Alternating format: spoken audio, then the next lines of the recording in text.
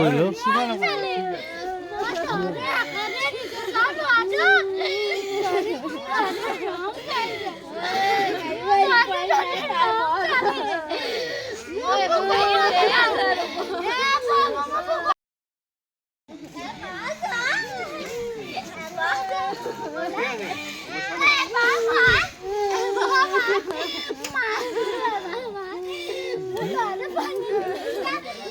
কৰিলো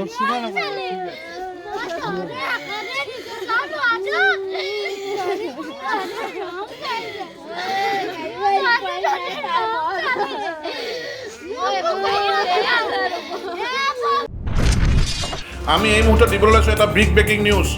জাজিমুখত শিশুৰ সলিল সমাধি। আমি আকৌ জনাইছোঁ, জাজিমুখত শিশুৰ সলিল সমাধি।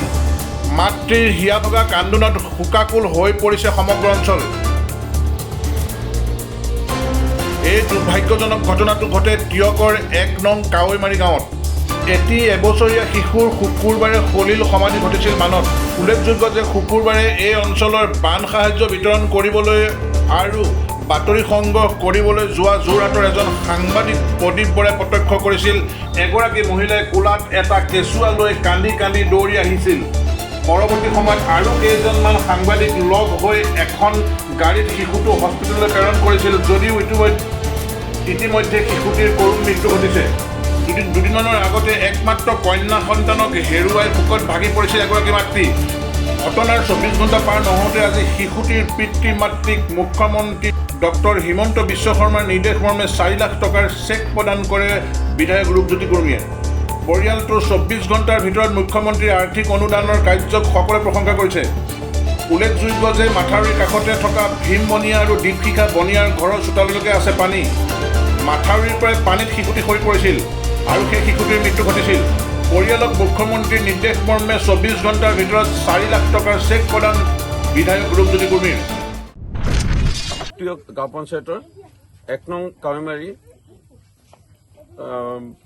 এক পৰিয়ালৰ যোৱাকালি এক ঘটনাত শ্ৰীমন্ত বনিয়া নামৰ একমাত্ৰ উপাৰ্জনকাৰী পৰিয়ালটোৰ খাটি খোৱা এই পৰিয়ালটোৰ বিতুপন নামৰ কণমানি 13মহীয়া সন্তানৰ পানীত পৰি মৃত্যুবৰণ কৰে।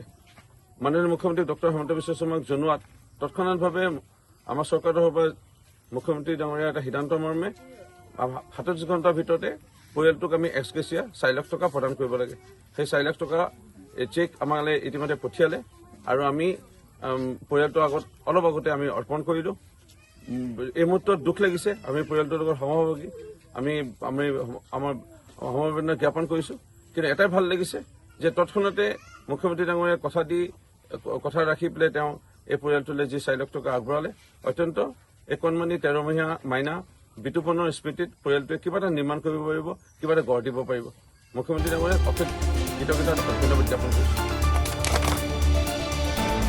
যোৰহাটৰ পৰা সুমিত দাসৰ ৰিপৰ্ট, E24 লাইভ ব্ৰেকিং।